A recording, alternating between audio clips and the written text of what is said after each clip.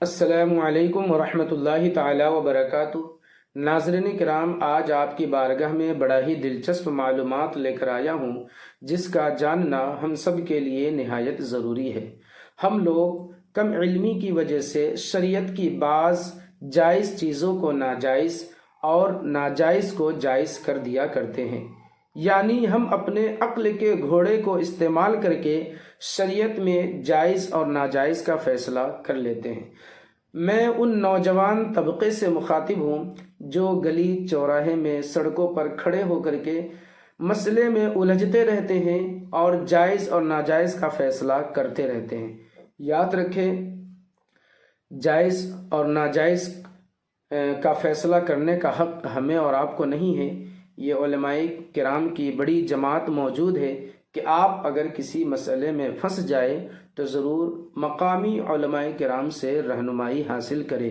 میں آپ کو ایک معلومات پہنچانے کی کوشش کرتا ہوں، اگر یہ معلومات آپ کو پسند آ جائے تو ضرور اپنے رشتہ دار، دوست، احباب میں اس ویڈیو کو پھیلائیں تاکہ ان تک یہ معلومات پہنچ جائے۔ میں بہو سوال اور جواب دونوں پڑھ کے سناؤں گا۔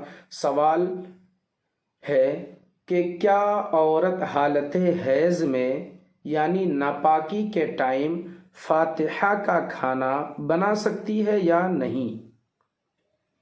ایسے حالت میں کہ گھر میں کوئی اور بنانے والا نہ ہو۔ اس مسئلے میں ہماری ماں بہنیں بڑی الجھ جاتی ہے اور کہنے لگتی ہے کہ یہ چونکہ بزرگوں کے نام کا ہم کھانا بنا رہے ہیں اس لیے ہمیں پاک ہونا ضروری ہے، ناپاکی کی حالت میں ہم کھانا نہیں بنا سکتے ہیں۔ تو جواب سماعت فرمائے۔ الجواب بعون الملک الوہاب۔ صورت مذکورہ میں عرض ہے کہ غسل کو واجب کرنے والی ناپاکی خواہ حیض و نفاس کی وجہ سے ہو یا کسی اور وجہ سے، یہ ناپاکی صرف حکمن ہوتی ہے، جس کا مطلب یہ ہوتا ہے کہ اس کی وجہ سے اس پر غسل کرنا فرض ہو گیا ہے۔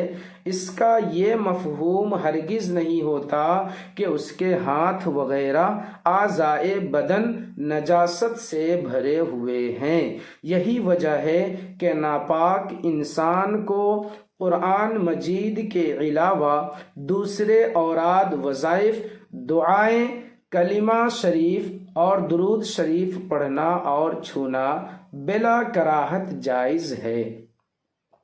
اسی طرح حدیث پاک میں ہے کہ حضور سید عالم صلی اللہ تعالی علیہ وسلم نے حضرت عائشہ صدیقہ رضی اللہ تعالی عنہا سے فرمایا کہ ہاتھ بڑھا کر مسجد سے مصلی اٹھا دینا، تو انہوں نے عرض کیا کہ میں حالت حیض میں ہوں۔ حضور نے فرمایا کہ تمہارا حیض تمہارے ہاتھ میں نہیں۔ ایک اور حدیث میں ہے کہ حضور سید عالم صلی اللہ تعالی علیہ وسلم مسجد میں اعتکاف کیے ہوئے ہوتے اور ام المومنین حضرت عائشہ صدیقہ رضی اللہ تعالی عنہا اپنے حجرے میں ہوتی۔ حضور اپنا سر مبارک مسجد کے باہر نکال دیتے اور حضرت عائشہ حضور کے بالوں میں کنگھا کرتی، اور یہ سب حالت حیض میں ہوتا۔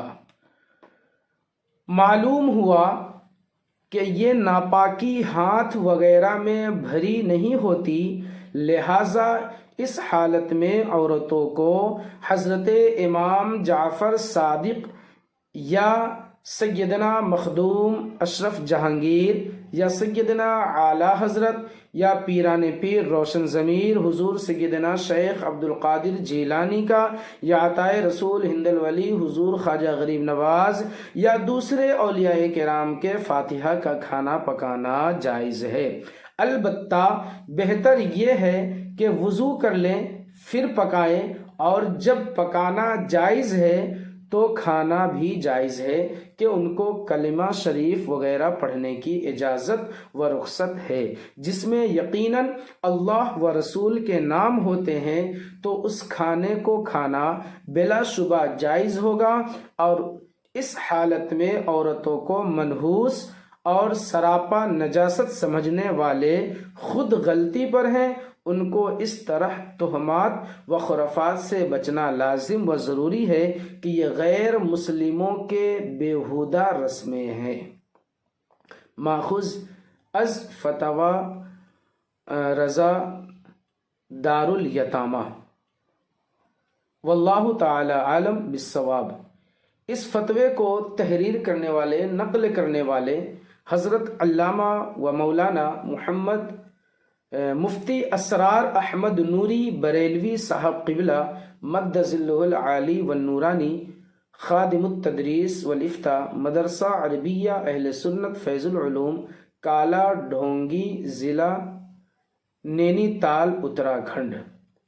اور اس جواب کی تصدیق کرنے والے اسیر حضور تاج الشریعہ محمد عامل رضا خان المعروف ضیاء انجم قادری رضوی، مقام کھمریا تکونیا، ضلع لکھیم پور کھیری، یو پی الہند۔ تو ناظرین کرام، آج کا یہ اہم مسئلہ تھا جسے ہم اور آپ جانیں۔